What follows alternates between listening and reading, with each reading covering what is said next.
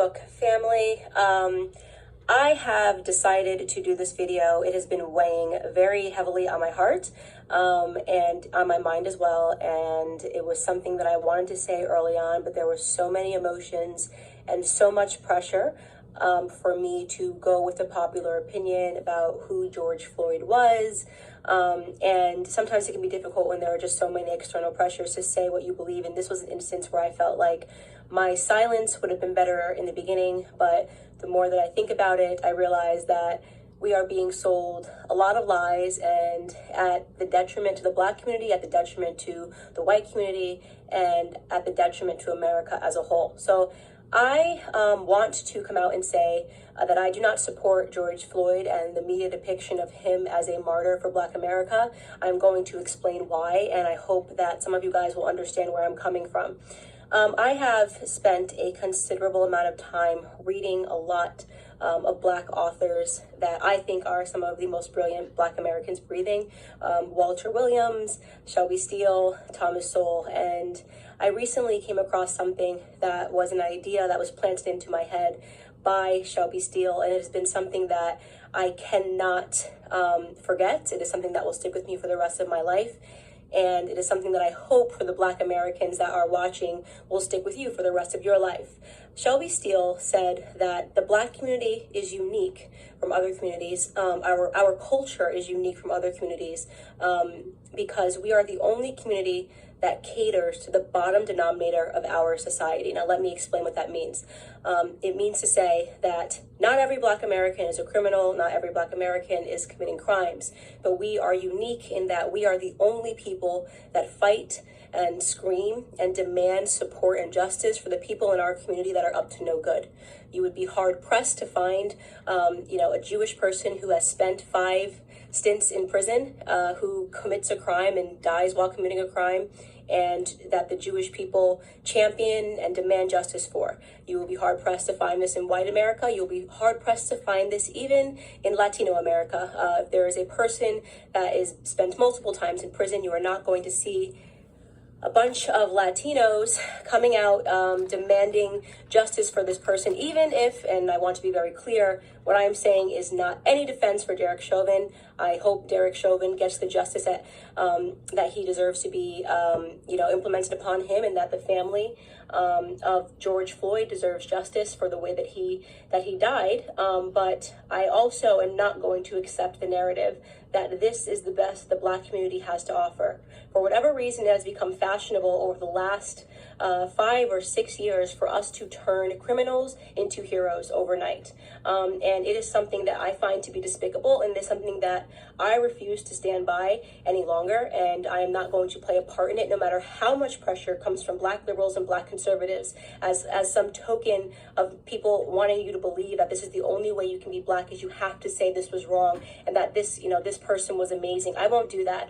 George Floyd was not an amazing person, and as soon as this video hit the internet, I did just basic searches. Everyone jumped on it and was looking at the police officer, and everyone agrees that the police officer was wrong, and the police officer has been arrested.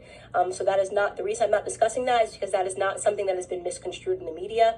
He has been turned into the devil that he is, and there is no reason for us to harp on that any longer, because white Americans are not uplifting Derek Chauvin as a victim or pretending that he's an amazing human being.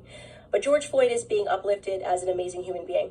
For those of you who have not yet seen the clips and did not pursue or wait for more clips to come out, first and foremost, George Floyd at the time of his arrest was high on fentanyl, and he was high on methamphetamine.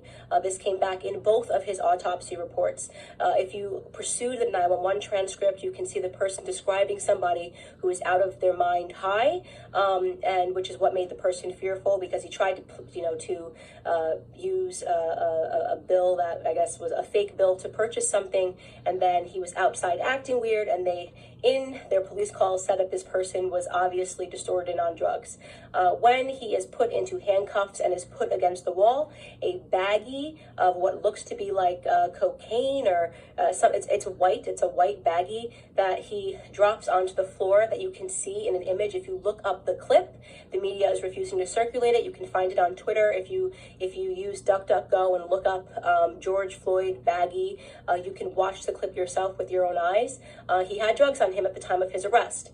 Now, barring all of that, nobody thinks that he should have died during this arrest, but what I find despicable to be is that everyone is pretending that this man lived a heroic lifestyle when he didn't, and I want to talk about what his lifestyle was leading up to this moment and why I refuse to accept the narrative that this person is a martyr or should be lifted up in the Black community and that we should be buying t-shirts with his name on it, okay?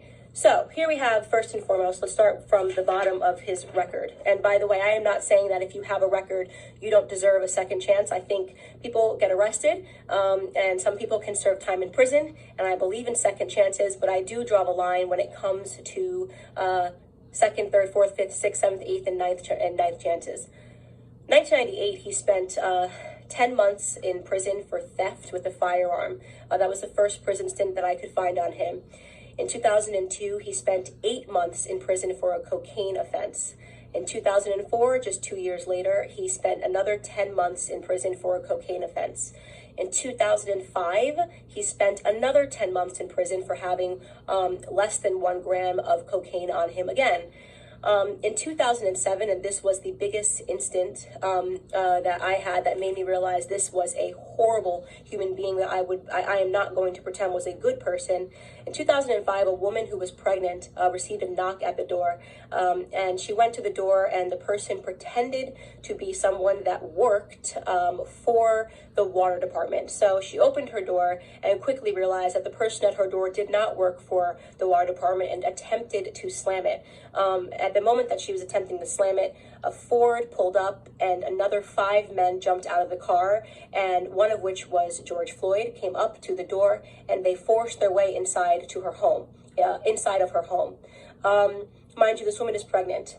At that point, George Floyd took out a gun and pressed it to her stomach as she was screaming, begging for her life, and he put her inside of her living room and instructed one of his criminal friends that was with him to watch her and to make sure she didn't leave the living room. So he was playing guard while they ransacked her home looking for drugs and money. They did not find drugs. They ended up taking, I believe, her wallet and her cell phone.